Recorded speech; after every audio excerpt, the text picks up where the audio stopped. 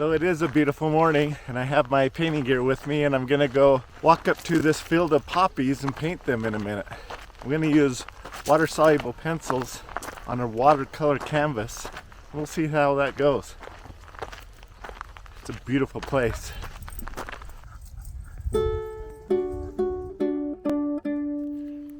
This is a relatively inexpensive 5x7 watercolor canvas panel that I picked up at my local Hobby Lobby craft store. The texture on this is much smoother than the traditional canvas because it has a finer weave than usual. If you're wondering how I would use watercolor pencils or regular colored pencils on a canvas, stick around while I draw and paint these flowers in this beautiful mountain scene. I'm going to start out with a fairly detailed sketch with a graphite pencil. I think those trees have some cool lines and so does that fence. Those poppies, of course, are the star of this show. I've heard the saying you can't paint yourself out of a bad drawing, so I want to slow down and get the sketch right. In fact, I decided to close the lid on my easel box to make a table of sorts, so I could draw with a bit more control. I wasn't very far along when my first visitor came over to take a look. I want to see your work. May I peek? Sure, I just barely started. I'm just gonna try to get those two. Oh, man, you have talent. Yeah, we'll see if we can do it. You got this. You got it. Nice work. Too bad I'm not further along for you. Yeah, I'll come back and check your progress. Okay. I kind of like it when people stop by, even during the beginning or that awkward middle ugly phase. I'm learning that art connects us to one another in ways I never expected. I hope you find this to be the case too, as you share your art. These pencils I'm using are Caran d'Ache Museum Aquarelle water-soluble pencils. That's a mouthful. These particular pencils are considered by many to be the best watercolor pencil available. It's hard to disagree. They have a really vibrant pigment and they blend out really nicely when water is applied. I lay them on dry and in a bit you'll see that when I wet them with a brush they will turn into a smooth, colorful watercolor paint. I don't use traditional watercolor because I've never really could get the hang of it, and frankly I like to sketch and draw, so these pencils fit my style a bit better. Plus, pencils are super portable. I can carry them around easily and there's little to no cleanup when I'm done. I just throw them back in the box or the pencil pouch. I'm trying to sketch out this entire scene. I want to include the trees, the fence, the sagebrush, and the flowers. That's a lot of stuff, but I'm using only basic colors to start with. I want to have a good underpainting to work with, and once I wet them, it'll be fairly light, so I'll need to build up the darker layers of the shadows and the details with subsequent layers of paint. Once I get the first layer of pigment down, I'm returning to easel mode with my box, partially because it makes it easier to get my brushes and water cup. Wetting the pencils for the first time is sort of the best part. What I see in my mind as I sketch starts to materialize as I paint. It's pretty satisfying. And these pencils on this canvas is a pretty good combination. I've tried this approach with cheaper pencils on paper and it doesn't produce as good of results. With cheaper pencils or paper, the watercolor doesn't blend as well, and depending on the type of paper, it can start to buckle with water. This canvas board is nice and rigid, no buckling here.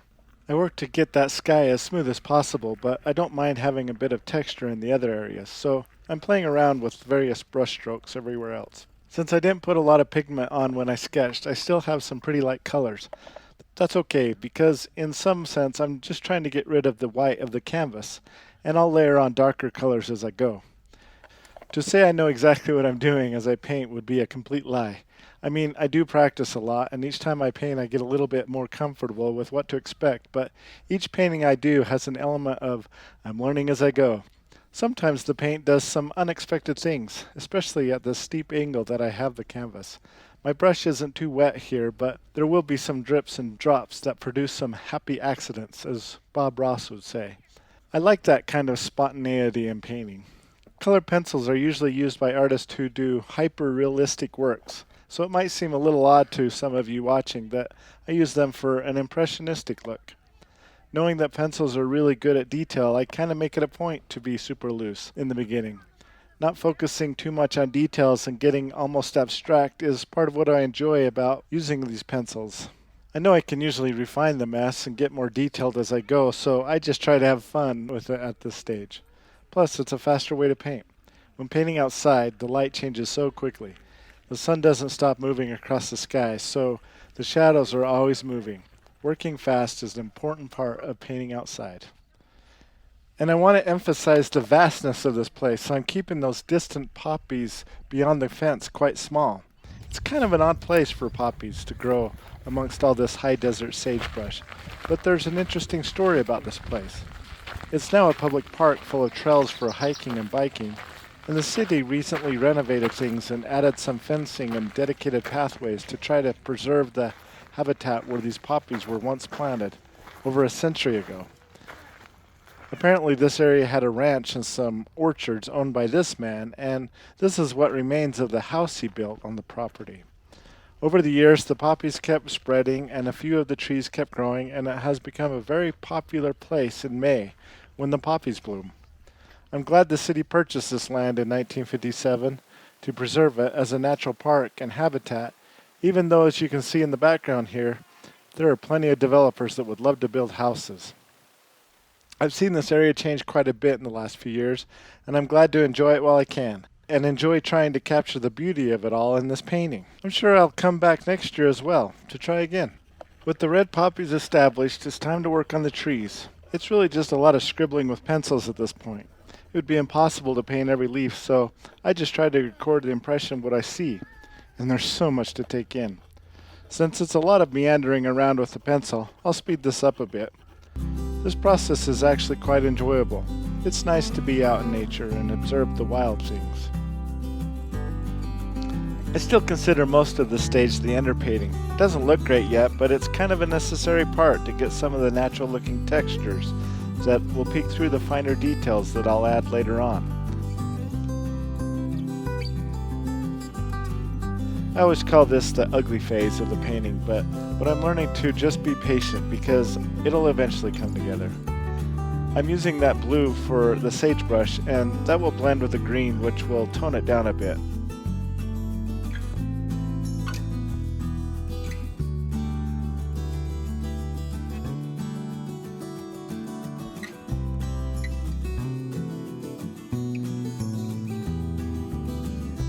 Adding the water produces some unexpected results, but I like that.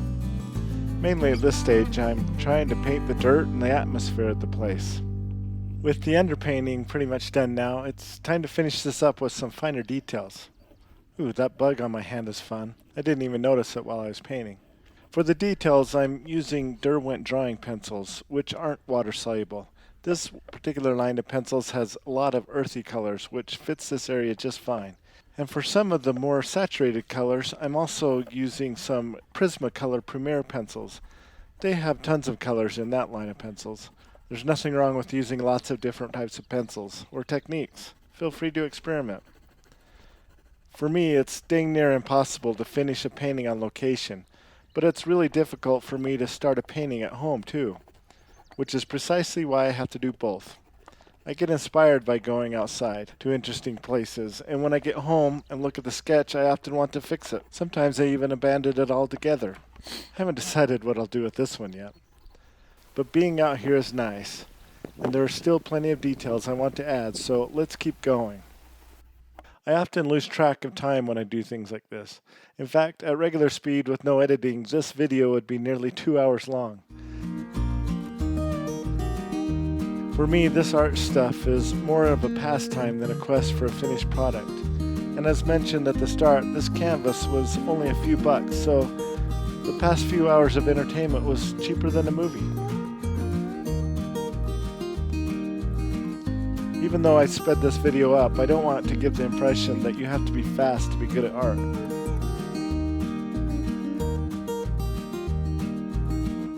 Take your time, enjoy putting marks on paper, and observing closely what you are seeing and experiencing.